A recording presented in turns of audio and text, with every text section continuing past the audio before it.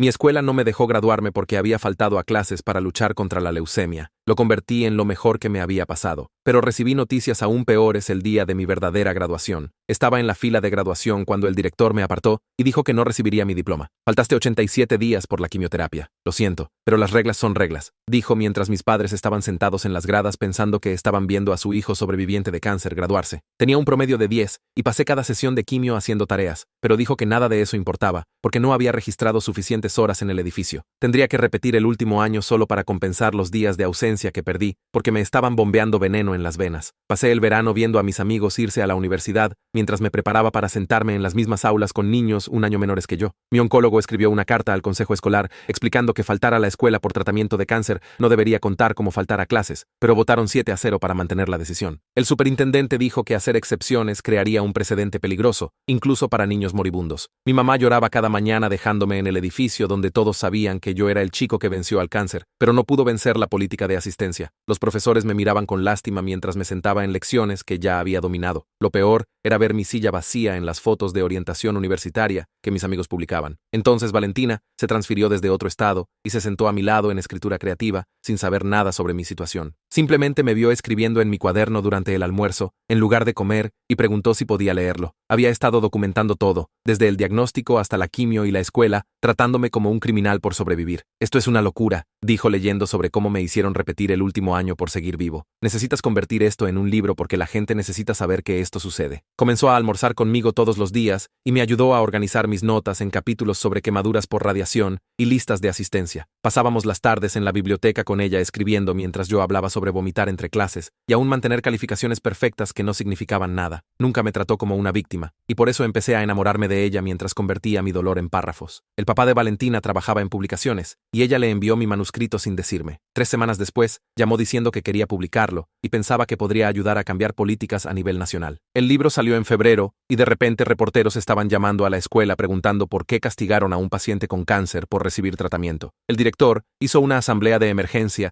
diciéndoles a los estudiantes que no hablaran con los medios sobre asuntos escolares internos, pero alguien filtró el video de él anunciando mi fracaso. Mi historia se volvió viral, y otros chicos comenzaron a compartir cómo la escuela los falló durante crisis médicas. Los padres inundaron las reuniones del consejo con capítulos impresos de mi libro exigiendo explicaciones. El superintendente fue a las noticias locales, alegando que yo estaba exagerando y que la escuela siempre había sido solidaria, mientras mi cicatriz del catéter de quimio estaba literalmente visible en mi cuello. En abril, el libro llegó a la lista de bestsellers del New York Times y estaba siendo invitado a hablar en conferencias educativas sobre políticas de asistencia anticuadas que matan a los niños. Universidades que me habían rechazado porque todavía estaba técnicamente en la secundaria comenzaron a llamar con ofertas de becas completas y disculpas. El consejo escolar realizó reuniones de emergencia tratando de controlar los daños, mientras los padres exigían respuestas sobre sus políticas inflexibles que valoraban asientos llenos sobre vidas salvadas. Hice una entrevista en televisión nacional donde agradecí a Valentina por creer que mi historia importaba y mostré las cartas de rechazo del consejo escolar descartando mi cáncer como excusa. La presentadora lloró al aire leyendo el capítulo sobre perder el baile de graduación por la quimio, mientras la escuela me marcaba ausente y me reprobaba en educación física. El día de graduación llegó nuevamente y esta vez tenía un diploma real esperándome, pero también una gira de libros comenzando al día siguiente en centros de cáncer por todo el país. El director tuvo que entregarme mi diploma frente a 800 personas que habían leído sobre lo que le hizo a un niño moribundo. Sus manos temblaban mientras se veía obligado a sonreír para la foto, sabiendo que todos lo veían como el villano en un libro bestseller sobre crueldad educativa. Valentina fue la mejor de la clase y usó todo su discurso para hablar sobre cómo las instituciones fallan a los estudiantes vulnerables y me mencionó por nombre 5 veces. La multitud me dio una ovación de pie cuando crucé el escenario mientras los miembros del consejo escolar se quedaron congelados en sus asientos. Después de la ceremonia, estaba tomando fotos con Valentina y mis padres cuando el dolor de cabeza me golpeó tan fuerte que caí de rodillas. El mismo dolor de cabeza que había estado ocultando durante semanas porque no podía faltar más a la escuela. Valentina me atrapó cuando caí y vi el terror en sus ojos porque había leído cada palabra sobre mis síntomas en el libro. Volvió, ¿verdad? Susurró, mientras mi visión comenzaba a ponerse negra y sentí sabor a metal en mi boca.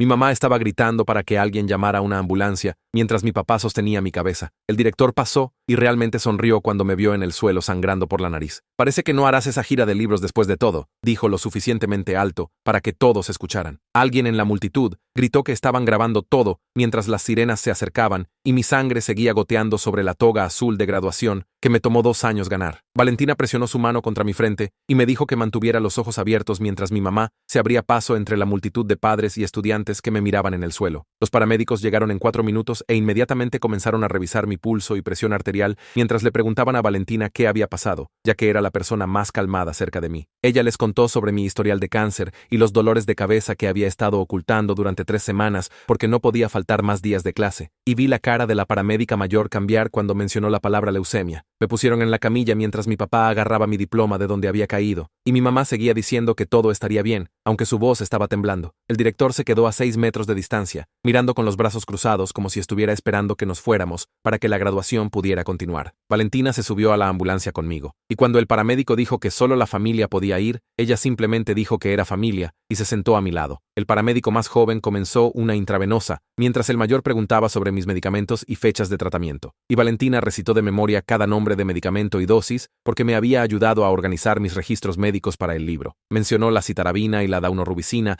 y las fechas de mis últimos exámenes y cómo había estado teniendo dolores de cabeza que me hacían vomitar, pero seguía yendo a la escuela de todos modos. Mis padres siguieron en su carro mientras la ambulancia corría por semáforos en rojo con la sirena sonando y Valentina sosteniendo mi mano tan fuerte que podía sentir su pulso acelerado. La sala de emergencias estaba lista para nosotros cuando llegamos y me llevaron directamente a una sala de trauma donde un doctor que parecía más joven que mi papá comenzó a ordenar exámenes. Quería primero una tomografía y luego una resonancia magnética y análisis de sangre para verificar mis niveles. Y todo el tiempo, Valentina se quedó junto a mi cama, tomando notas en su teléfono. Mientras esperábamos los resultados de la tomografía, finalmente se enojó conmigo, diciéndome que era un idiota por ocultar síntomas cuando sabía lo que podían significar. Estaba llorando y apretando mi mano lo suficientemente fuerte como para doler, mientras decía que no podía creer que arriesgaría mi vida solo para evitar faltar a la escuela después de todo lo que ya me habían hecho pasar. La tomografía volvió mostrando algo preocupante, así que me llevaron corriendo a la resonancia mientras mis padres se sentaban en la sala de espera recibiendo actualizaciones de Valentina por mensaje de texto. La resonancia tomó 45 minutos y podía escuchar la máquina golpear y hacer clic mientras trataba de no pensar en lo que podría encontrar en mi cerebro. El doctor Jonas Reed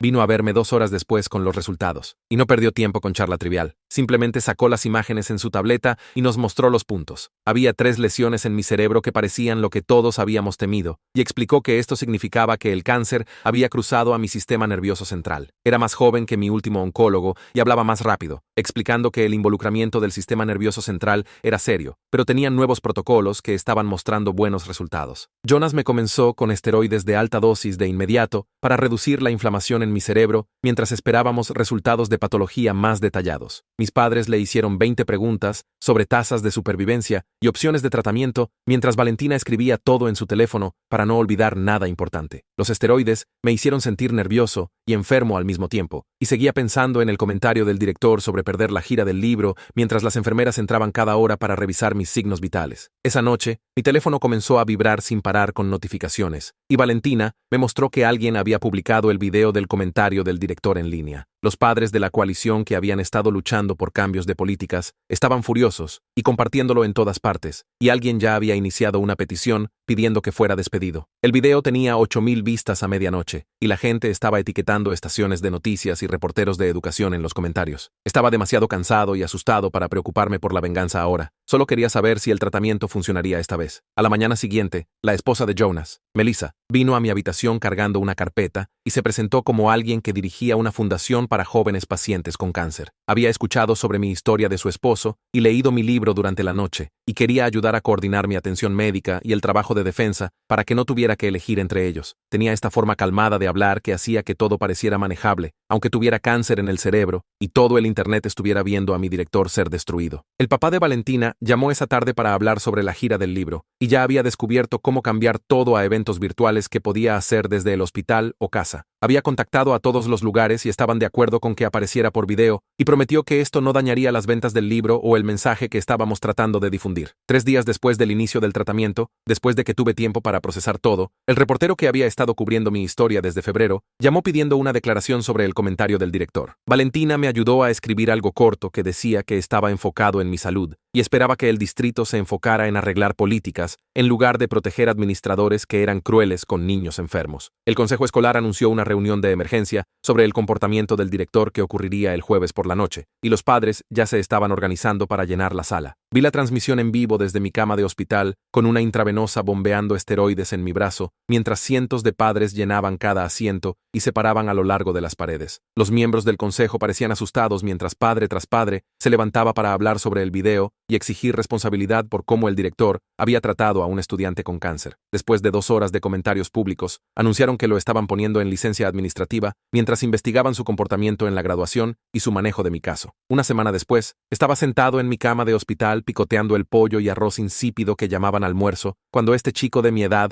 entró a mi habitación usando jeans y una sudadera de universidad en lugar de una bata de hospital. Se presentó como Marcel Reed y dijo que sus padres eran Jonas y Melissa. Luego jaló una silla junto a mi cama y comenzó a contarme sobre su tumor cerebral hace 2 años, sin charla trivial ni alegría falsa. Me mostró fotos en su teléfono de cuando estaba calvo y delgado como yo. Luego pasó para mostrarme en la orientación de primer año el mes pasado, viéndose completamente normal y saludable. Me dijo que los esteroides me harían ganar peso rápido y mi cara se hincharía, pero eso pasaba después del tratamiento y los dolores de cabeza empeorarían antes de mejorar. Pero mejoraban. Se quedó por 2 horas solo respondiendo cada pregunta que tenía sobre lo que venía, nunca mintiendo ni endulzando, pero también mostrándome prueba de que la supervivencia era posible. Al día siguiente, una mujer del Departamento Estatal de Educación llamó al teléfono de mi habitación de hospital, diciendo que habían recibido múltiples quejas sobre mi caso y querían abrir una investigación formal sobre cómo el distrito manejaba estudiantes con condiciones médicas. Melissa pasó esa tarde con una carpeta gruesa y se sentó conmigo por 3 horas revisando cada documento que necesitaría para presentar una queja adecuada, explicando cómo esto podría forzar cambios, no solo en nuestro distrito, sino crear un precedente para todo el estado. Me ayudó a escribir cada vez que la escuela había negado adaptaciones o me había marcado ausente por tratamiento, cada reunión donde habían descartado mi enfermedad, cada política que usaron para castigarme por estar enfermo. Escaneamos copias de todos mis registros médicos y horarios de tratamiento, mis calificaciones perfectas que no significaban nada para ellos, las cartas de rechazo del consejo, todo lo que probaba que habían elegido reglas sobre compasión. 3 días después, Valentina montó su laptop en la mesa de mi cama de hospital y me ayudó a hacer mi primera aparición virtual de la gira del libro desde mi cama, con mi poste de suero visible en el fondo. 300 personas se conectaron para verme leer el capítulo sobre vomitar entre clases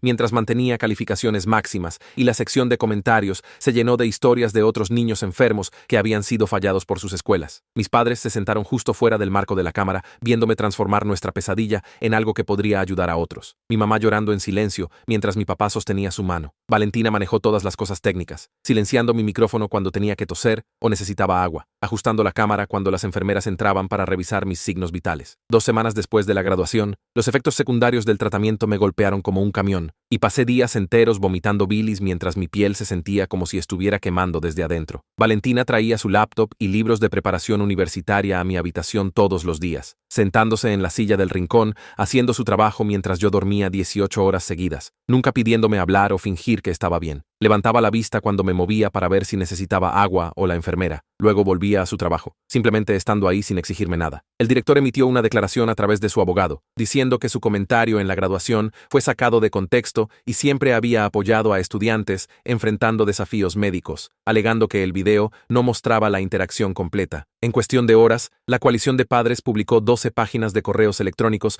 mostrando cada vez que negó adaptaciones, cada comentario cruel que hizo sobre niños enfermos faltando a la escuela, cada política que aplicó sin piedad. Tenían pruebas que se remontaban a 3 años, mostrando un patrón claro de castigar estudiantes por estar enfermos, y la evidencia era tan abrumadora que incluso su abogado dejó de responder a solicitudes de medios. Jonas vino a mi habitación con nuevos escaneos, mostrando que las lesiones estaban respondiendo al tratamiento, pero más lento de lo que esperaba, y ajustó mi protocolo para incluir una combinación más agresiva que me haría sentir más enfermo, pero podría funcionar más rápido. Se sentó en mi cama y me dijo directamente que esta sería una lucha más larga que mi primera ronda de cáncer, que el involucramiento cerebral siempre era más complicado, pero había visto niños peor que yo lograrlo. Aprecié que no fingiera que todo estaba bien cuando ambos sabíamos que no lo estaba. Valentina me encontró a las 3 de la mañana encorvado sobre mi teléfono, leyendo cada correo de la reunión del consejo escolar, cada comentario en artículos sobre el director, cada actualización sobre políticas del distrito. Agarró mi teléfono y dijo que cambiaría todas mis contraseñas si no dejaba de obsesionarme con la política escolar cuando debería estar enfocado en no morir. Nos gritamos durante 20 minutos. Yo diciendo que no podía dejar que ganaran y ella diciendo que no podía luchar contra ellos si estaba muerto. Ambos sorprendidos por lo feroz que se puso sobre protegerme de mí mismo. La trabajadora social del hospital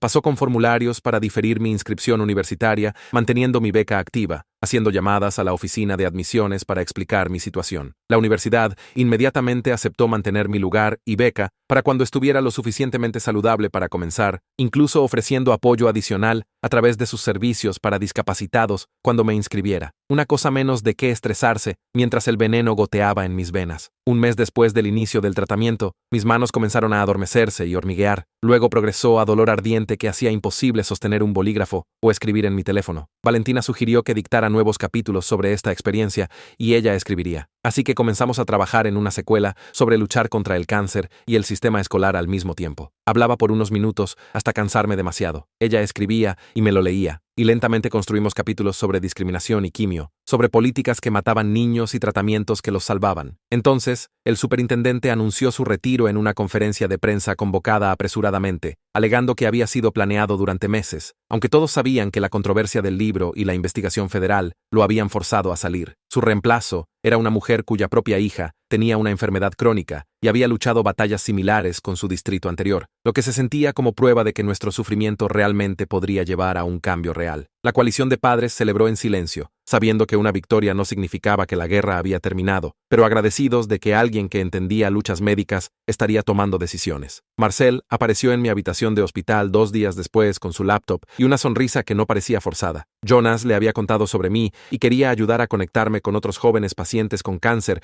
que estaban luchando batallas similares. Abrió su laptop y me mostró un servidor privado de Discord, donde unos 30 chicos de nuestra edad compartían todo desde horarios de quimio hasta victorias de defensa. Lo vi escribir mi presentación mientras explicaba cómo el grupo se reunía 2 veces por semana en videollamadas. La primera reunión a la que me uní desde mi cama de hospital tenía niños de 12 estados, todos lidiando con cáncer mientras trataban de graduarse o comenzar la universidad. Una chica estaba luchando contra su distrito escolar en Jalisco por los mismos problemas de asistencia que enfrenté. Un chico de Nuevo León estaba testificando ante su legislatura estatal sobre cobertura de seguro para tratamientos experimentales. Todos conocían mi libro y comenzaron a compartir sus propias historias sobre cómo escuelas y hospitales los fallaron. Marcel moderaba las reuniones con esta energía calmada que hacía que todos se sintieran escuchados. Pasamos 1 hora esa primera noche solo hablando sobre las cosas raras que nadie más entendía, como la quimio hace que todo sepa a monedas o cómo la gente mira fijamente tu cicatriz del catéter. El grupo se convirtió en mi salvavidas durante las siguientes semanas mientras el tratamiento se ponía más difícil. 6 semanas después de la graduación, estaba de vuelta en la máquina de resonancia tratando de no pensar en lo que podrían encontrar.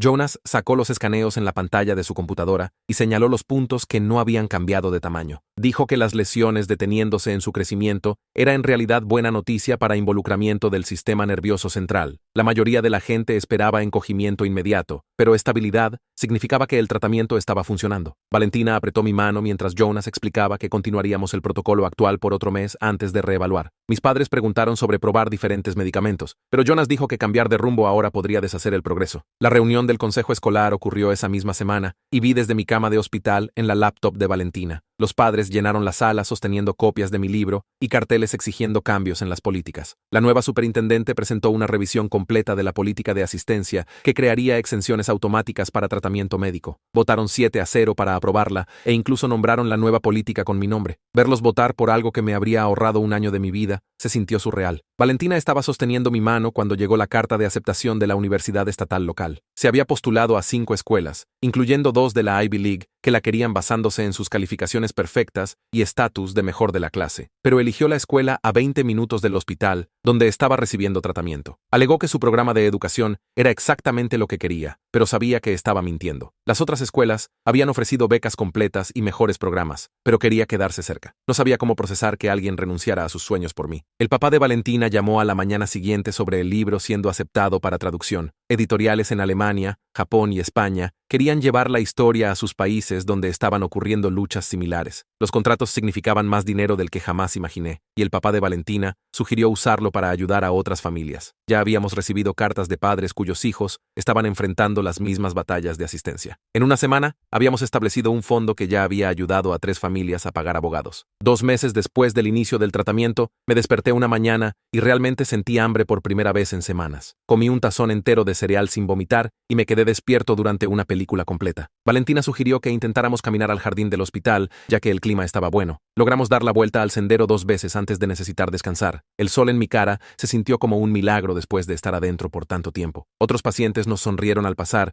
y un hombre mayor dijo que ver a jóvenes luchando le daba esperanza. Esa tarde, salió la noticia de que el director estaba renunciando con efecto inmediato. Su abogado emitió una declaración sobre querer pasar más tiempo con la familia, pero todos conocían la verdad. El consejo escolar le había dado la opción de renunciar o ser despedido después de que la investigación encontró múltiples violaciones. Los padres habían estado pidiendo su remoción desde el día de graduación cuando hizo ese comentario sobre mí perdiendo la gira del libro. Parte de mí se sintió vindicado, pero mayormente solo me sentí vacío al respecto. Había causado tanto dolor a tantos niños y ahora simplemente desaparecería sin consecuencias reales. Un legislador estatal se puso en contacto a través de Melissa sobre introducir un proyecto de ley requiriendo que todas las escuelas públicas proporcionen adaptaciones médicas. Quería que testificara virtualmente cuando me sintiera lo suficientemente fuerte sobre cómo el sistema actual falla a niños enfermos. Melissa me ayudó a escribir un testimonio que equilibraba mi historia personal con datos concretos sobre tasas de deserción para estudiantes crónicamente enfermos. Practicamos en videollamadas conmigo leyendo desde mi cama mientras Melissa daba retroalimentación. El proyecto tenía 17 copatrocinadores antes de siquiera anunciarlo públicamente. Mi cabello comenzó a caerse de nuevo 3 semanas después, y esta vez golpeó diferente. La primera vez tenía esperanza de que volvería a crecer normalmente, pero ahora sabía lo que venía. Mechones salían en la ducha y encontraba hebras en mi almohada cada mañana. Valentina notó que usaba gorra adentro y preguntó si estaba pasando de nuevo. Asentí y se fue sin decir nada. Regresó 1 hora después con la cabeza completamente rapada y una sonrisa nerviosa. Había ido a una barbería y les dijo que lo quitaran todo en solidaridad. Lloré por primera vez desde el diagnóstico cuando vi lo que había hecho por mí. 3 meses después de la graduación,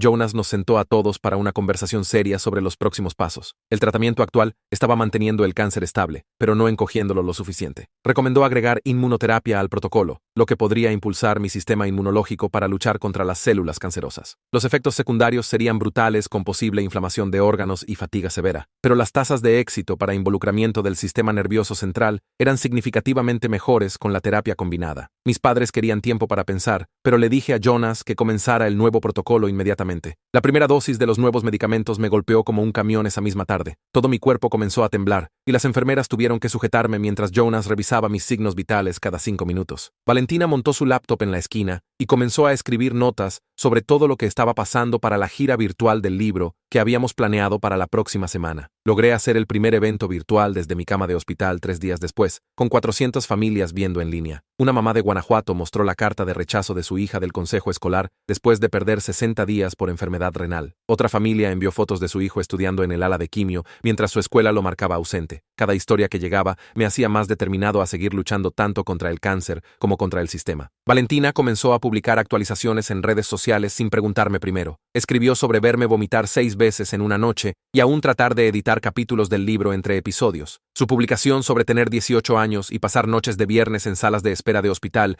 en lugar de fiestas fue compartida 20,000 veces en 2 días. La gente comenzó a enviar mensajes sobre sus propias familias lidiando con enfermedad y cómo afectaba a todos, no solo al paciente. La sección de comentarios se convirtió en un grupo de apoyo para cuidadores adolescentes que entendían por lo que estaba pasando. 2 semanas después del nuevo tratamiento, mi cuerpo se rebeló completamente. Mi temperatura se disparó a 40 grados y mis números de hígado se volvieron locos. Jonas me movió a la unidad de cuidados intensivos cuando comencé a tener problemas para respirar. Mi mamá durmió en la silla junto a mi cama mientras mi papá tomaba los turnos de noche. Valentina básicamente vivía en la sala de espera familiar, solo yendo a casa para ducharse y agarrar ropa limpia. Las enfermeras de cuidados intensivos la dejaban entrar a escondidas durante horas tranquilas para leerme actualizaciones de los lugares de la gira del libro que estábamos perdiendo. Después de 5 días en la cuerda floja, mi cuerpo cuerpo finalmente comenzó a responder de la manera correcta. La fiebre se rompió y mis números de hígado bajaron lentamente. Jonas mostró los nuevos escaneos 3 semanas después y señaló áreas donde las lesiones se habían encogido casi a la mitad. Nos advirtió no emocionarnos demasiado, ya que necesitaríamos varias rondas más para saber si duraría. Pero ver esos puntos más pequeños en la pantalla hizo que mi mamá llorara lágrimas felices por primera vez en meses. Valentina lo filmó en su teléfono para la campaña de redes sociales. 4 meses después de la graduación, vimos a la legislatura estatal votar sobre el proyecto de ley de adaptaciones médicas desde mi habitación de hospital. Valentina tenía su laptop transmitiendo mientras mis padres se sentaban en un lado de la cama y la familia Reed estaba en el otro. La votación fue unánime. Los 40 senadores levantaron sus manos para proteger a niños enfermos de lo que me pasó. Melissa comenzó a llorar y Jonas realmente sonrió, lo que nunca lo había visto hacer antes. Era la primera ley en el país protegiendo específicamente los derechos educativos de estudiantes durante tratamiento médico. Marcel pasó al día siguiente con una pila de documentos legales. Quería iniciar una fundación usando el dinero de mi libro para ayudar a familias a luchar contra sus escuelas. Habíamos usado las ganancias del bestseller para pagar abogados cuando las escuelas se negaban a adaptar a niños enfermos. En una semana de anunciarlo en línea, recibimos más de 300,000 pesos en donaciones de lectores que querían ayudar. El director, que había sido tan cruel, había financiado accidentalmente un movimiento entero por justicia. Mi cerebro comenzó a funcionar mejor después del 4º ciclo de tratamiento. Podía enfocarme por más de 10 minutos sin confundirme. Valentina traía su laptop cada tarde y comenzamos a escribir la secuela juntos. Ella escribía mientras yo hablaba sobre cómo el sufrimiento de un niño se convirtió en leyes que protegían a miles. Documentamos todo desde el colapso en la graduación hasta la aprobación del proyecto de ley, mostrando cómo el cambio ocurre cuando la gente se niega a aceptar la crueldad como política. La nueva superintendente nos visitó en el hospital para disculparse personalmente. Había reemplazado al tipo que se retiró después de que salió mi libro. Prometió hacer de nuestro distrito un modelo para adaptaciones médicas y comenzó a requerir que todos los administradores tomaran entrenamiento de compasión. Trajo una carpeta mostrando las nuevas políticas que habían implementado, incluyendo exenciones automáticas para cualquier estudiante con necesidades médicas documentadas. El cambio real estaba finalmente ocurriendo en la escuela que me había fallado tan terriblemente. 5 meses después de ese terrible día de graduación, Jonas entró a mi habitación con la sonrisa más grande que había visto en su cara. Los escaneos más recientes mostraban ninguna enfermedad activa en ninguna parte de mi cerebro o columna vertebral. No estaba curado y necesitaría escaneos cada 3 meses para siempre, pero estaba oficialmente en remisión de nuevo. Mi mamá agarró a Jonas en un abrazo, mientras mi papá solo se quedó ahí llorando. Valentina apretó mi mano tan fuerte que dolió, pero no me importó. Habíamos pasado por lo peor y salido del otro lado. Ese fin de semana, Valentina y yo fuimos a nuestra primera cita real en 6 meses. Elegimos un restaurante tranquilo, donde nadie nos reconocería de la cobertura de noticias. No hablamos sobre cáncer o escuelas o libros o políticas. En cambio, hablamos sobre películas que queríamos ver y si preferíamos perros o gatos y qué coberturas de pizza eran mejores. Por 2 horas, pudimos ser adolescentes normales, planeando un futuro por el que habíamos luchado tanto para tener. La carta de la Oficina de Derechos Civiles llegó 3 semanas después, mientras estaba sentado en la cocina tratando de mantener el desayuno abajo. Mi mamá la abrió primero, y sus manos comenzaron a temblar mientras leía los hallazgos en voz alta. Habían completado su investigación y encontrado que el distrito violó leyes federales de discapacidad de 17 maneras diferentes. El documento tenía 43 páginas de violaciones, con mi caso como ejemplo principal, pero también listando docenas de otros niños que habían fallado. Mandaron reformas comprensivas, incluyendo nuevo entrenamiento para todos los administradores y auditorías regulares por los próximos 5 años. La mejor parte era que otras familias podían usar este hallazgo como precedente en sus propias luchas. Mi papá inmediatamente lo reenvió a cada padre en nuestra coalición, y en horas estaba por todas las redes sociales. 2 meses después, hice mi primera aparición en persona en una librería local, desde enfermarme de nuevo. Todavía estaba débil y necesitaba que Valentina me llevara allí, pero estaba determinado a presentarme. La multitud llenó la pequeña tienda con familias que habíamos ayudado paradas atrás y miembros del consejo que habían votado por las nuevas políticas, sentados adelante. Incluso 3 de los miembros del consejo escolar que originalmente votaron contra mí aparecieron y se sentaron en silencio en la esquina. Leí de los nuevos capítulos sobre luchar contra el cáncer mientras luchaba contra el sistema y tuve que parar 2 veces cuando la gente comenzó a llorar. Una mamá cuya hija tenía lupus me agradeció por darles el valor para luchar contra su distrito. 6 meses después de ese terrible día de graduación, finalmente estaba lo suficientemente estable para comenzar a planear para la universidad. La universidad llamó para confirmar que mi beca todavía estaba disponible y ofreció apoyo adicional a través de su oficina de servicios para discapacitados. Me asignaron una coordinadora que ayudaría a manejar cualquier adaptación médica que necesitara. Valentina había entrado a una escuela a solo 20 minutos de distancia, lo que significaba que podíamos vernos los fines de semana. Pasamos una tarde mirando habitaciones de dormitorio en línea y escogiendo sábanas que no me recordaran camas de hospital. Las noticias sobre el director llegaron mientras estaba en una cita de seguimiento con Jonas. Mi teléfono comenzó a explotar con mensajes de padres en nuestra coalición. Había sido acusado de violación de derechos civiles basado en el patrón de discriminación que la investigación descubrió. No era solo yo, sino 12 otros estudiantes con condiciones médicas a quienes había negado adaptaciones a lo largo de los años. Sus antiguos partidarios en el consejo escolar de repente afirmaron que siempre habían tenido preocupaciones sobre sus métodos. El periódico local publicó una historia de primera plana con citas de familias que había lastimado. Melissa llamó esa tarde con una idea sobre usar el dinero del libro para ayudar a otras familias. Establecimos un fondo de becas específicamente para estudiantes que habían perdido escuela significativa por tratamiento médico. La aplicación era simple y se enfocaba en necesidad financiera en lugar de calificaciones,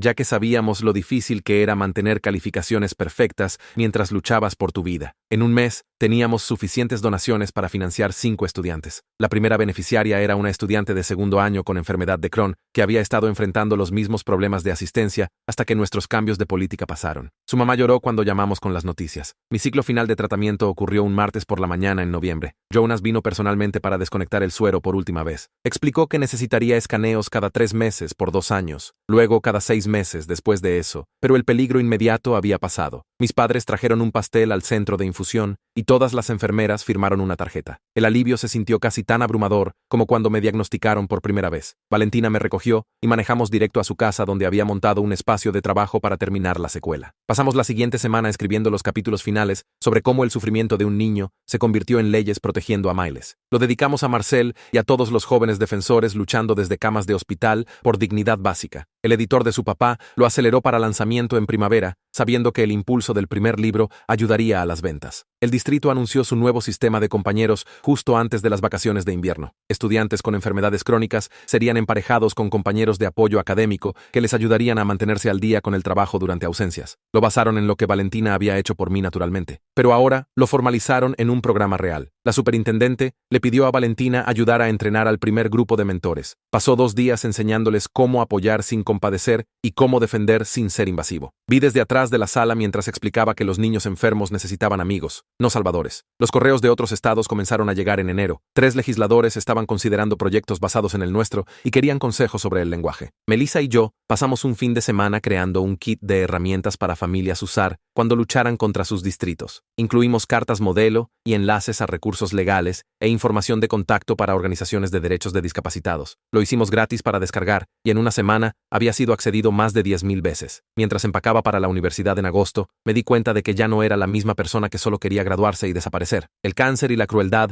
me habían forzado a convertirme en un defensor, lo quisiera o no. Mi habitación estaba llena de cartas de agradecimiento de familias que habíamos ayudado y recortes de periódicos sobre cambios de políticas. Valentina me ayudó a empacar todo en cajas, mientras bromeaba que necesitaríamos una habitación de dormitorio completa solo para los materiales de defensa. No podía imaginar ningún otro camino ahora, aunque nunca lo había elegido. El primer premio llegó en septiembre, mientras todavía me estaba acostumbrando a la vida en el dormitorio. Valentina me envió una foto de la carta diciendo que habíamos ganado el premio del libro de justicia social para jóvenes adultos con 10,000 pesos de premio. Inmediatamente llamé a Marcel y le dije que podíamos usar el dinero para comenzar a contratar abogados reales para familias en lugar de solo dar consejos. Pasamos ese fin de semana entero montando la cuenta bancaria de la fundación y llenando el papeleo para hacerla oficial. Más premios siguieron durante el otoño, con cada uno trayendo más atención y más familias contactando por ayuda. Valentina y yo comenzamos a buscar apartamentos en octubre, ya que vivir en dormitorios separados a 20 minutos de distancia no estaba funcionando. Miramos 12 lugares antes de encontrar un departamento de 2 habitaciones cerca de ambas nuestras escuelas, con suficiente espacio para mis suministros médicos y su creciente colección de libros de defensa. El propietario me reconoció de una entrevista de noticias y rebajó 200 pesos del alquiler mensual, diciendo que su sobrino tenía cáncer y entendía por qué estábamos luchando. Mis padres manejaron en noviembre para ayudarnos a mudarnos, y mi mamá no podía dejar de llorar cuando vio el organizador médico que Valentina ya había montado en el baño. El juicio del director se arrastró durante el invierno con retrasos y mociones y cosas legales que no entendí. Marcel me mantuvo actualizado, ya que su mamá lo estaba siguiendo de cerca para el trabajo de la fundación. El veredicto finalmente llegó en febrero, con el juez retirándole permanentemente su licencia de enseñanza y ordenándole pagar 75,000 pesos en daños. Firmé el cheque a la fundación ese mismo día, y Marcel contrató a nuestra primera abogada de tiempo completo especializada en ley educativa. Mi cita con Jonas en marzo comenzó como todas las demás con análisis de sangre y espera. Entró sosteniendo los resultados del escaneo, con la sonrisa más grande que había visto en su cara. Las imágenes mostraban resultados completamente limpios, sin signos de enfermedad en ninguna parte. Me recordó que necesitaría monitoreo para siempre, pero dijo que mi respuesta al tratamiento fue mejor de lo que esperaba. Valentina estaba esperando en el estacionamiento